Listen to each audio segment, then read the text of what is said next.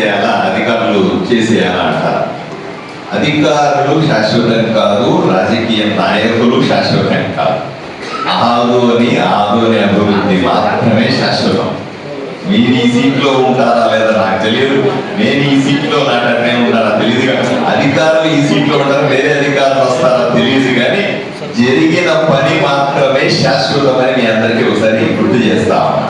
నేను సాల్వెన్సీ అంటే చట్టబద్ధంగా పోటీ, మీరు వాళ్ళు గ్యారంటీలు ఇచ్చి ఉంటారు, వాళ్ళు తనఖా పెట్టి ఉంటారు, వాటన్నింటినీ కూడా చేయండి అంటారు. మళ్ళీ వెనక్కి వస్తా ఉన్నా, సదరు మా నాయకుడు బుద్ధారెడ్డి గారు 2019లో డబ్బులు 26 లక్షల 10,000 కట్టకపోతే కోర్టుకి వెళ్ళిందండి కౌన్సిల్. పూర్తి చేస్తారు సార్. మీరు చెప్పే సబ్జెక్ట్ సార్, ఒక చిన్న విషయం, మీరు చెప్తా ఉన్నారు కోర్టుకి వెళ్ళినారని చెప్తా ఉన్నారు కదా సార్, అది 2016లో జరిగిన పని సార్. 16లో జరిగిన పని సార్. కోర్టుకి వెళ్ళింది వైఎస్ఆర్సీపీ ప్రభుత్వం వచ్చిన తర్వాత కోర్టుకి. సరే, నన్ను మాట్లాడేటప్పుడు మాట్లాడచ్చు మధ్యలో. దయచేసి నేను వైస్ చైర్మన్ గారికి మీకు చెప్తాను సార్, కోఆప్షన్ సభ్యుడుగా ఈ సభలో మాట్లాడే కంప్లీట్ గా ఉంది సార్ అధికారం, మళ్ళీ చెప్తాను. ఈ సభలో నా అభిప్రాయాలు చెప్పే పూర్తి హక్కు నాకుంది. దానికి ప్రజలు నన్ను ఎమ్మెల్యేగా ఓట్లేసి గెలిపించారు కాబట్టి మాట్లాడాల్సిందే. నన్ను మాట్లాడద్దు అని చెప్పే హక్కు అధికారులకు కానీ కౌన్సిలర్లకు కానీ ఇంకెవరికి కూడా లేదు. తప్పనిసరిగా నా హక్కు నేను వినియోగించుకుంటాను, మాట్లాడి తీరుతాను. కంప్లీట్ చేయాలి. నా దయచేసి మీరు అరగంట మాట్లాడిన తర్వాత నేను సమాధానం చెప్పి తీరాల్సిందే. నా మాటలకు అడ్డు తగలడం సరైన పద్ధతి కానే కాదు. నా హక్కులు లాక్కునే అవకాశం నీకు లేనే లేదు, అది ఇవ్వను కూడా. నా హక్కు అది, మాట్లాడి తీరాల్సిందే. నా అభిప్రాయాలు చెప్పాల్సిందే. ప్రజలు ఏమనుకుంటున్నారో చెప్పాల్సిందే. ప్రజల వైపు నుంచి గొంతిప్పలేక నేను ఎమ్మెల్యే నువ్వు మాట్లాడటానికి వీల్లేదంటాడు. ఏమయ్యా, శాసనసభ్యుడిగా నా కనీసం నా అభిప్రాయాలు చెప్పే అవకాశం కూడా నాకు వైఎస్ఆర్సీపీ కౌన్సిలర్ ఇవ్వాలని అడుగుతా ఉన్నారు. దయచేసి అర్థం చేసుకోవాలి సార్, వైస్ చైర్మన్ గారు మాట్లాడుతూ ఉండేది సార్. ఒక్క నిమిషం సార్, ఈ ఇంటరప్షన్ జరిగింది కాబట్టి మధ్యలో లేచి నేను మాట్లాడుతున్నప్పుడు ఇంటరప్షన్ చేయాలి. ఆయన మాట్లాడుతున్నప్పుడు నేను ఇంటరప్ట్ చేశానా? ఆయన అంతసేపు ఉపన్యాసాలు ఇచ్చాడు, మీరందరూ మాట్లాడుతా ఉన్నారు. బాలాజీ గారు 40 నిమిషాలు మాట్లాడాడు, నేను ఇంటరప్ట్ చేశానా? లేదా వైస్ చైర్మన్ గారు 5 సార్లు లేచి మాట్లాడి ఇంటరప్ట్ చేశానా? మీరు 4 సార్లు లేచారు, నేను ఇంటరప్ట్ చేశానా? ఇంతసేపు ధర్నా చేశారా? గమ్మున కూర్చున్నానా లేదా?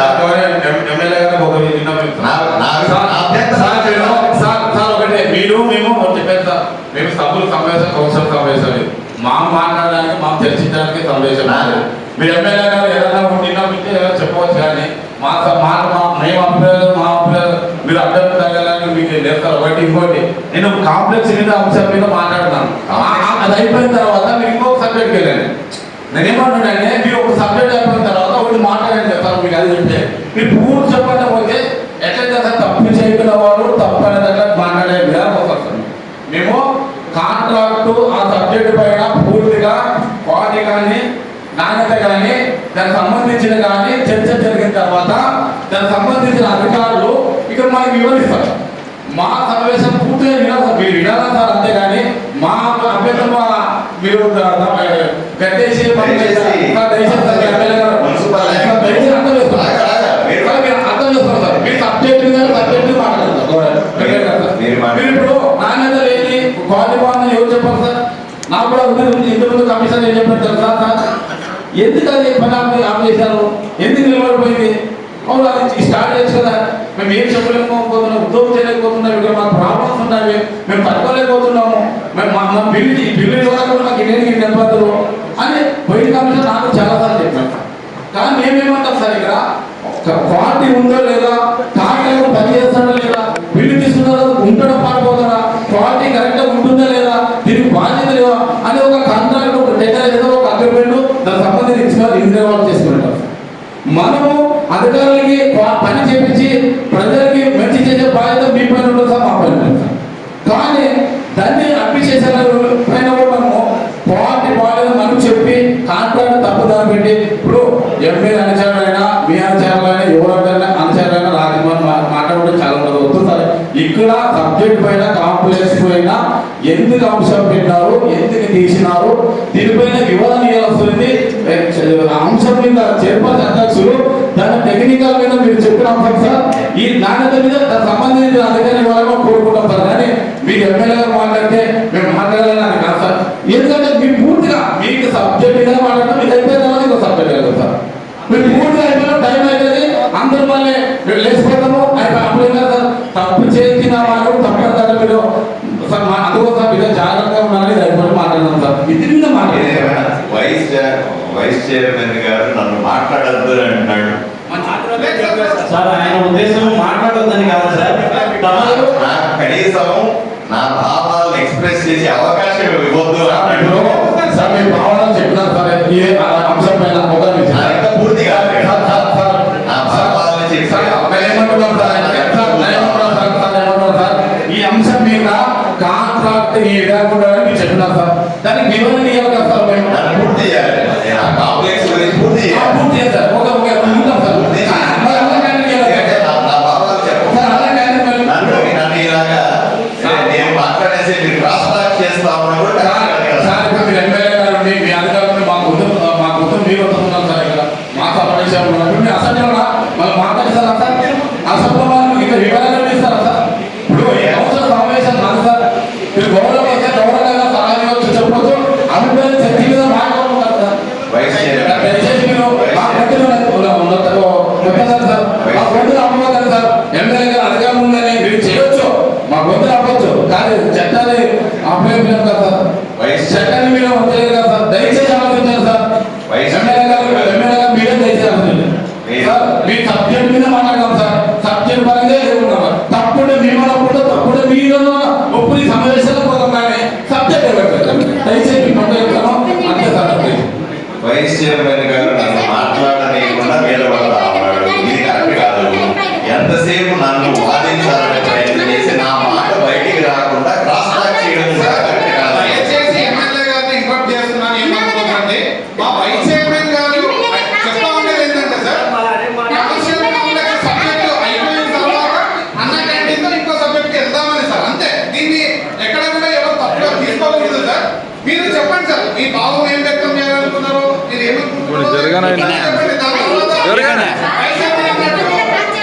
మాట్లాడతారు. సరే దీన్ని సరే నేను నాకే అభ్యంతరం లేదు. ఎందుకంటే అందరూ నా మాట కట్టుబడితే క్రాస్ టాక్ చేయలేదు. సార్ ఇక్కడ దాకా ఈ సబ్జెక్ట్ వచ్చింది కాబట్టి సార్ దీని గురించి ఒక చిన్నది చెప్తాను. మేము కాంట్రాక్టర్ తరఫున నుంచి మా వైఎస్ఆర్సీపీ కౌన్సిలర్లు మాట్లాడడం లేదు సార్. మేము జనాల తరఫున మాట్లాడుతున్నాం సార్.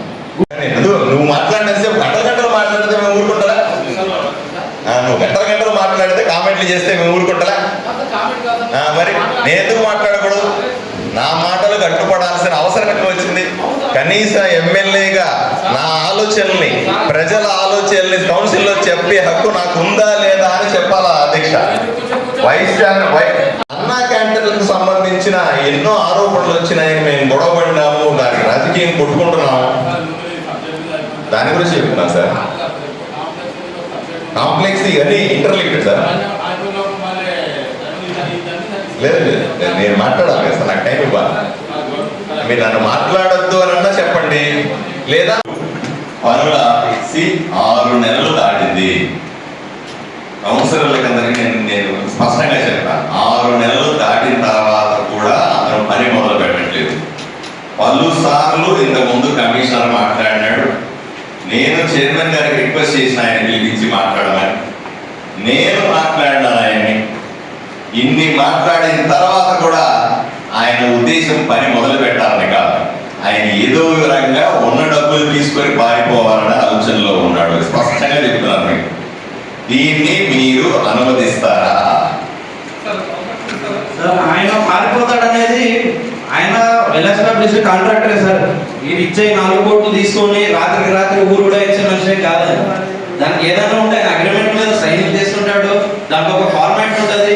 ఆయన తర్వాత పని చేయకపోతే మీరు ఆయన మీద ఏం చేయాలనేది మీకు ఒక ప్రొసీజర్ ఉంటుంది. దాని ప్రకారం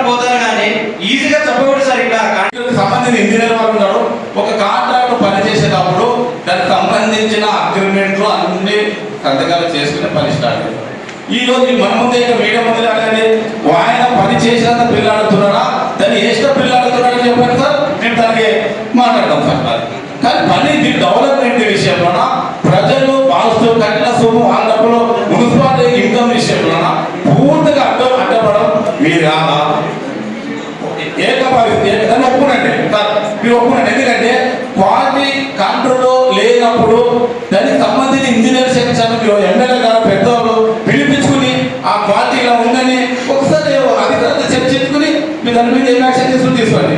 కానీ కాంట్రాక్ట్ పూర్తిగా పాల్గొనడం ఆయన నాలో కదా సార్. ఒకసారి మీరు చెప్పింది కూడా ఒక మనిషి నిర్దేశం అబద్ధం కూడా నిజం అబద్ధం చేసే దాన్ని కూడా చేస్తారు. అబద్ధాన్ని కూడా మీరు నిజాన్ని కూడా అబద్ధం చేయాలంటే మా ఎమ్మెల్యే గారు బాగా ఉన్నాను. దయచేసి తమ నిజాలు మాట్లాడదు సార్. ఇప్పుడు ఒక ఎగ్జాంపుల్ చెప్తాను. మనం ఇల్లు కట్టుకుంటున్నాం, నిలబెట్టిన ఎగిరేసినారని మీరు చెప్పినంత వివరించినారు sir. Jhansi Lakshmibai market tender వేసేటప్పుడు అధ్యక్ష పూర్తి బాగా వినాలి. ఇక్కడ ఝాన్సీ లక్ష్మీబాయి మార్కెట్ టెండర్ వేసేటప్పుడు దానికి సంబంధించిన సాల్వెంట్స్ దానిలో ఇది మన డిపాజిట్ గెజిట్లో ఏముంటుందో దాని ప్రకారంగా చేసుకున్నాల్సిన బాధ్యత అప్పుడు ఏ అధికారులు ఉన్నా ఆ సంబంధించిన 6 మంది కమిషనర్, దానికి సంబంధించిన డిపార్ట్మెంట్. కానీ టెండర్లు వేసేటప్పుడు వాళ్ళు డిపాజిట్ కానీ వాళ్ళ సాల్వెంట్ సర్టిఫికేట్ పెట్టిన తర్వాత వాళ్ళు టెండర్లో ఏర్పాటు అయిన తర్వాత వాళ్ళు బకాయిలు కట్టి లేదని చూసుకుని దాని మీద పూర్తిగా అధికారులు అంశం మీద మేము మాట్లాడితే మీరు ఏమి చెప్తే దాన్ని మా తప్పకుండా మా తరగతి వస్తాం సార్. అదే అంశం మీద పెట్టాలా తీయాలని చైర్పర్సన్ మేము చర్చించుకున్నాం సార్. తర్వాత బిల్లు చేసే విషయంలో మీకు అధికారం ఉంది కాబట్టి అది ఎంతవరకు కావట్లేదు మీకుంటుందని చెప్పినా కూడా మీరు అయినా మీరు ప్రజలకు దయచేసి చెప్తున్నారు సార్. మేము కాదు సార్ మమ్మల్ని పొందేసేది అధికారంలో మీరు ప్రజలు మీరు తప్ప ఇలా తప్పు చేస్తున్నారు సార్. అయ్యా ఒకసారి ఆలోచన అయితే వాళ్ళని తీసుకొచ్చి కూడా దాని నాణ్యత పరిశీలించాలి. నెంబర్ 2, అతను ఎంత ఖర్చు పెట్టినాడో అనేది పర్ఫెక్ట్ అంచనా వేయాలి. అంచనా వేసిన తర్వాత దాంట్లో కొంత సొమ్ము మాత్రమే చెల్లించాలి. కొంత అట్టి పెట్టుకుంటే అతనికి భయం ఉంటది. నువ్వు పని చేసిన దాంట్లో కొంత ఇస్తాపోతాము అంటే అతను పని చేయడానికి అవకాశం ఉంటుంది. అలా కాకుండా మొత్తం డబ్బులు ఇచ్చి ఆయన పోతే, నేను ఒక ఎగ్జాంపుల్ కూడా ఇక్కడ చెప్తా ఉన్నాను సార్. మీరు ఒక విచిత్రం వినాలి. నేను ఒక ఎజెండా చదువుతాను సార్. ఇది కనెక్టెడ్ గా ఎందుకు పారిపోతే ఎలా ఉంటది అని ఎజెండా సార్. 31/8/24 సార్ మన కౌన్సిల్ ఎజెండా సార్. ఈ కౌన్సిల్ ఎజెండా 17వ అంశం సార్. దాంట్లో ఏంటంటే సివిల్ జడ్జికి సంబంధించిన ఫీజులు పే చేసే అంశం సార్. దాంట్లో ఒక అంశం నెంబర్ 1 2019 శ్రీ బుద్ధారెడ్డి గారు అంటే మా కూటమి వైపు నుంచి నాయకుడు అండి. మా కూటమి నాయకుడు సార్, నేను చెప్తాను. కూటమికి సంబంధించిన నాయకుడు మన మా నాయకుడు మీనాక్షి నాయుడు గారి కుడుభుజానే ఉంటాయి ఇక్కడ కాంట్రాక్టులు, అది విచిత్రం. కుడుభుజం ఆయన ఒక మార్కెట్ కిస్తు బాకీ సుమారుగా 26,10,000 రూపాయలు సార్. సార్ ఇది ఎప్పుడు సార్? 2019 సార్. ఇప్పుడు ఎంత సార్? 2024 సార్. 5 ఏళ్ళు బుద్ధారెడ్డి గారిని మీ కౌన్సిలర్లు అందరూ రోజు చూస్తారా చూడరా? ఊర్లో ఎక్కడ పోయినా కనబడతాడు ఆయన. ప్రముఖుడుగా చలామణి అవుతున్నాడు ఆయన. నిన్ననే గొడవలో మా మున్సిపాలిటీకి ఇప్పుడు మళ్ళీ ఒక కారు కూడా పెట్టినాడు కమిషనర్ గారికి. ఆయన్ని ఇప్పటిదాకా ఆ 26 లక్షల రూపాయలు వసూలు చేయలేకపోయినారు. ఏడే తిరుగుతా ఉంటాడు ప్రముఖ నాయకుడిగా అవుతున్న మనిషి. అయినా మీరందరూ ఊరుకుంటారు, మీకు ఎటువంటి ఇబ్బంది లేదు.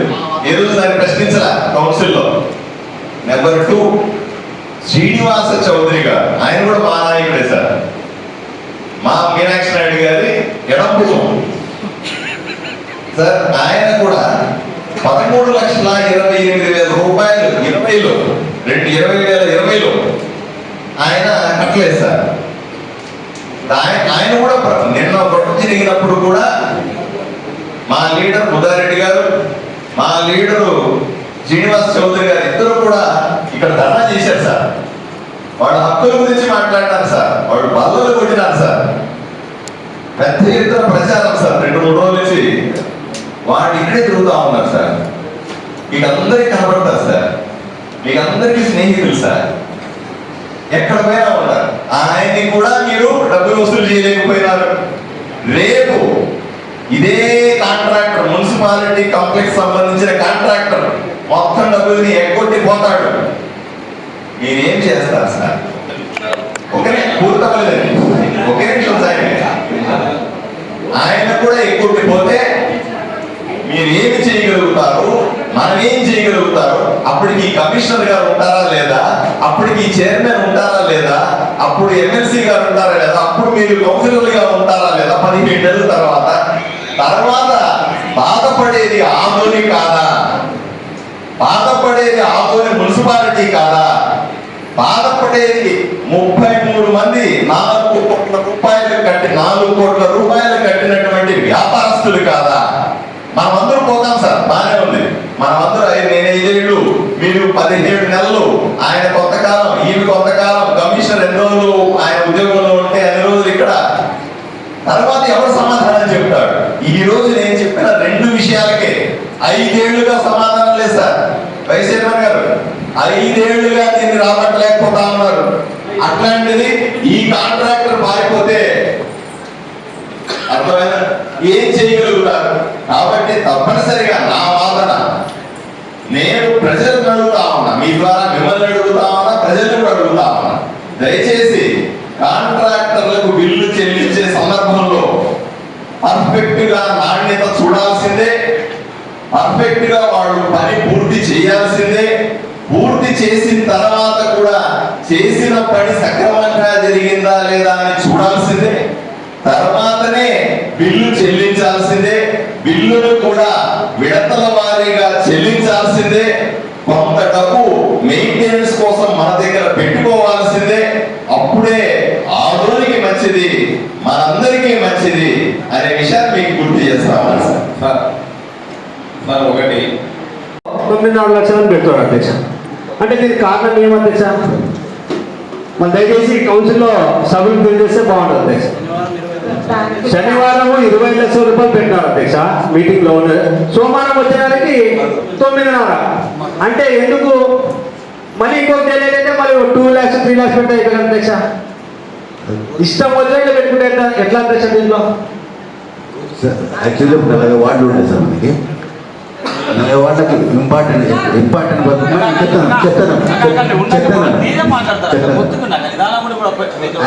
యాక్చువల్లీ అందరికీ ఈక్వల్గా డిస్ట్రిబ్యూట్ చేసి ఎమర్జెన్సీ వర్క్ చేయలేదు మేడం. ఇప్పుడు 15 ఫైనాన్స్ కింద 2.1 crores వచ్చింది మేడం. దాంట్లో మిగతా మీటింగ్ చేస్తామని చెప్పాను.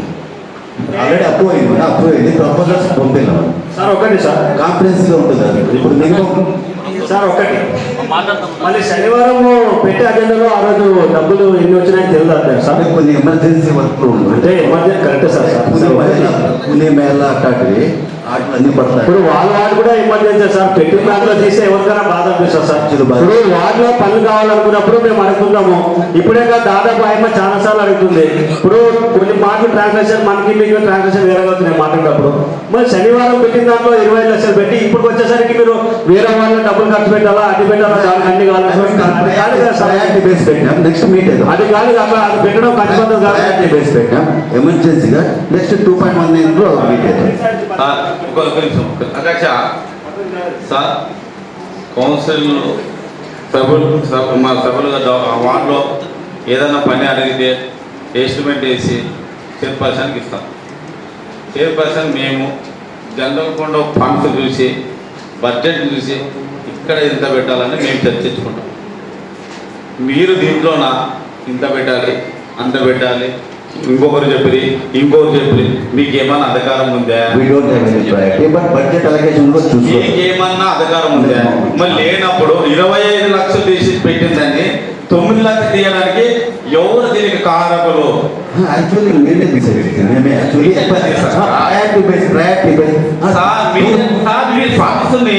మీ 2.1 ఫండ్స్ లోన మా ఉండే అడ్మిషన్ చేతులు మీరు పెట్టకూడదు సార్. ఇప్పుడు మీరు బాగా ఆలోచించండి. మీరు మాకు ఫండ్స్ గురించి 42 మీరు ఎక్కడ పెట్టాలా సభ్యులందరూ 42 వార్డులో క్రిటికల్ ఏరియా అన్ని చూసినాం. కూలి మళ్ళా కొన్ని ఏరియా ఉంటాయి. సమ్మర్ జరిగింది, ఆటోలు పడతానే, కన్వర్ట్స్ లేవు. సార్ రైలు పులిమల్ల ఉండి ఆదుల 40 వార్డుల్లో పెట్టాల్సిన చర్చించుకుని పెట్టాల్సిన బాధ్యత చైర్పర్సన్ మాకు అవసరమైన కదా. మీదేం సార్ ఇది అధ్యక్ష దయచేసి చెప్తున్నా. ఇక్కడికి ఈ రోజుకి అజెండా అంశం మీద ఎప్పటికైనా ఏదైనా మీకు సపోర్ట్ కావాలా, మీకు సహకరించాలంటే మమ్మల్ని అడగండి, మా సభ్యులు అడగండి. నిర్ణయం తీసుకుంటే మీకు మంచిది అధ్యక్ష. లేదు మేము ఎవరు మాట ఎన్ని చేయాలని చేస్తే అధ్యక్ష దయచేసి చెప్తున్నాం, ప్రజలకు వ్యతిరేకం కాదు, ఆధునిక డెవలప్మెంట్ వ్యతిరేకం కాదు.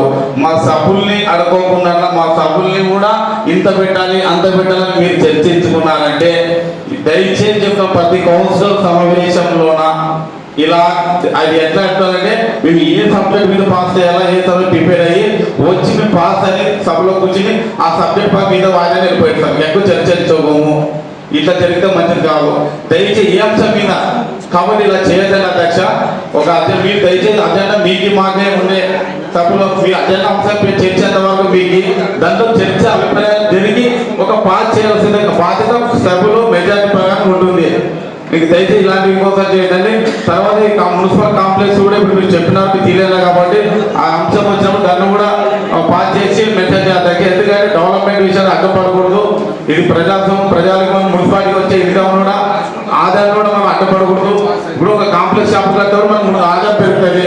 మున్సిపాలిటీ రెవెన్యూ అంతా ఆదాయం పెంచినా మనకి రేపు పక్కన స్టేట్ కానీ సెంట్రల్ కానీ మనకి మున్సిపాలిటీ ఆదాయం విషయం మనకు పండిస్తారు ఇస్తారు డెవలప్మెంట్. కాబట్టి మనం రెవెన్యూ పెంచుకోవాలా, ఆదాయం పెంచుకోవాలా, ఎక్కడ పెంచుకోవాలి, ఏ విధంగా తీసుకోవాలి, ఇవన్నీ చాలా మంది తెలుసు చేసుకోవాలి అధ్యక్ష. ఊరు అడ్డం పడేది కాదు. ఒక చాలా అంశం మీద చర్చకులు పోతే మంచిది. దయచేసి సార్ మీకు మొక్క చెప్తాము కమిషనర్ గారు, మీరు కొత్తగా వచ్చిన తెలుసుకొని దయచేసి అర్థం చేసుకుంటే మీకు మేము సహకరిస్తామని ఈ సభలో మీకు తెలియజేస్తున్నా. అదేమన్నా ఉంటే 25 లక్షలు అంశం ఏదన్నా మన సభలో పెట్టండి. తర్వాత మన ఫస్ట్ నుంచి టెండర్ పిలుస్తారు. ఎందుకు వాళ్ళు బాధ పెట్టేది మంచిది కాదు. వాళ్ళ ఇంటికి అడుగురు, వాళ్ళ బంధువులకు అడుగురు, వాళ్ళు అసలు ఓటు వేసుకునేటప్పుడు మాకు ఇది ఈ రోడ్ వేస్తాము, ఈ ట్రైన్ వేస్తాము, ఈ పని చేస్తామని సభ్యులు అందరూ ఓటు అడిగితే వాళ్ళు చెప్పి తెలిసేసి ఉంటారు. ఈ రోజు వాళ్ళ పని వాళ్ళ బాధ తీర్చుకోలేకపోతే మన మీద కదా సార్.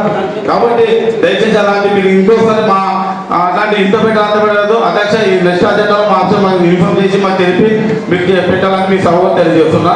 అది ఫస్ట్ 25 లక్షలు పాస్ చేయండి అధ్యక్ష. పాస్ చేసేటది ఇంకో అధ్యక్ష ఇంతవరకు కూడా నేను 3 కౌన్సిలింగ్ నడిచినాను. ఇంతవరకు అప్పటి నుంచి నేను అడుగుతున్నాను పనులు.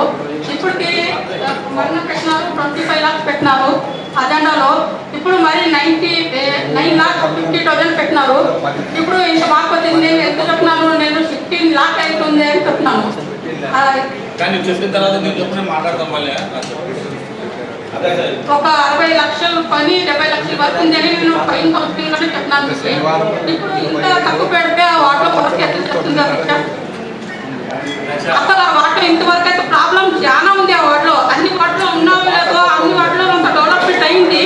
మా వాటిలో ఇంతవరకు అయితే కూడా ఏం డెవలప్మెంట్ కాలేదు.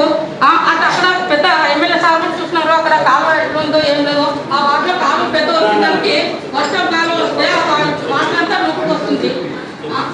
ఇంతవరకు అయితే పని ఏం జరగలేదు. పైప్ పని కూడా కొద్దిగా నడిపిస్తారు. పైపులు కనెక్షన్ ఇవ్వలేదు ఇంతవరకు కూడా. వాటర్ దేవస్థానం ఇంతవరకు అయితే ఏం జరగలేదు. ఇప్పుడు 9,50,000 పెడితే వర్క్ అవుతుంది దీక్ష వాటిలో. సభ నిబంధనలు కానీ తప్పుదారు పట్టించిన మా మందిని ఏదన్నా కానీ సభ సక్రమంగా ఉంటుంది. కమిషనర్ మీరు అభివృద్ధి విషయంలో ఆంధ్ర ప్రజల డెవలప్మెంట్ విషయంలో ఏదైనా మనము సభ స్టార్ట్ చేస్తే మీద అంశం మీద నేను చెప్పిన వాళ్ళు ఉన్నాయి కదా అని అన్నా క్యాంటీన్ బస్ స్టాండ్ ఉన్నాయి. అవి కొద్దిగా నాకేమో డౌట్గా ఉంది, తీసేయమని నేనే చెప్పినాను సార్. నేనే చెప్పినాను అన్న క్యాంటీన్లో, నేనే చెప్పినా. నేనే 3 సబ్జెక్టులు అన్న క్యాంటీన్లో తీసేయమని చెప్పినాను. అమ్మ అప్పుడే లిస్ట్ కూడా అయింది. అజెండా డిస్ట్రిబ్యూట్ అయిపోయింది.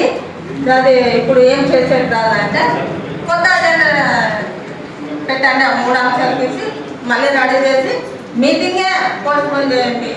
ఉంటే అధ్యక్ష, ఎందుకనంటే ఈ రోజు ఇక్కడ కూర్చొని ఈ బిల్లు పాస్ చేయాలనంటే కౌన్సిలర్ అధ్యక్ష చేయలేపాల్సిందే. వాళ్ళు చేయొద్దాలేనంటే వాళ్ళు పెంచుండాలి కదా అధ్యక్ష, పని జరిగిండేది లేదు. దీన్ని దృష్టిలో పెట్టుకొని ఇకపై ఏదైనా జరిగితే వాటిలో ఏదైనా డెవలప్మెంటల్ యాక్టివిటీస్ కానీ ఇంకేదైనా అభివృద్ధి పనులు జరిగినప్పుడు మాకు తెలియజేసి చేస్తే బాగుంటుంది అని చెప్పి తెలియజేస్తా ఉన్నాను అధ్యక్ష. అదే డెప్త్ అంతా వెడల్పంట చాలా ఉంది. ఎస్టిమేట్ వర్షాలు తీసుకొని అడగాల ఏమంటే ఆయన వేసిన తర్వాత అడగాలి. అంశం నెంబర్ 7.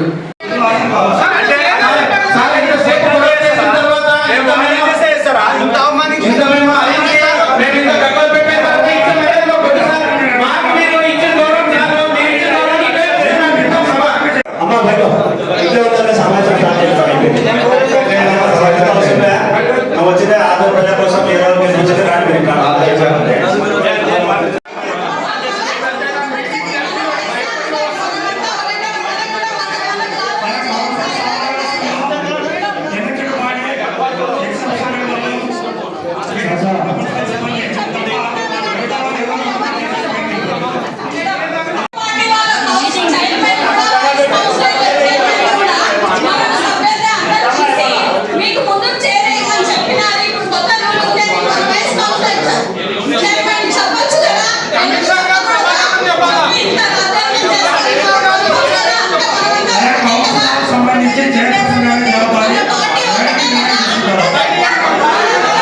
తర్వాత ఈ రోజు ఇన్నేళ్ల తర్వాత ఈ రోజు ఈ సిస్టమ్ పెట్టడము బాధాకరం అనిపిస్తుంది సార్. అందుకోసమే మా వైస్ చైర్మన్ అవమానపరిచినందుకు కౌన్సిల్ కింద కూర్చునే జరిపిస్తాము. దీంట్లో ఏం బాధ లేదు, మీరు ఒకసారి ఆలోచించుకోండి. రెండోది అవసరం ఏముంటుందో నాకంటూ తెలియదు. 95 నుంచి మీ కుటుంబము నేను ఇక్కడ ఏకదాటిగా కౌన్సిలర్గా ఉన్నాము. ఏదైనా ఉంటే తల్లి పిల్లలాగా ఇక్కడ మాట్లాడతాం పోతాం కానీ పోలీస్ బందోబస్తుతో కౌన్సిల్ జరిపించింది ఇది ఫస్ట్ టైం. ఇది సిగ్గుచేటు. దయచేసి వాళ్ళని వెనక పంపిస్తే మీరు మా అందరికి గౌరవం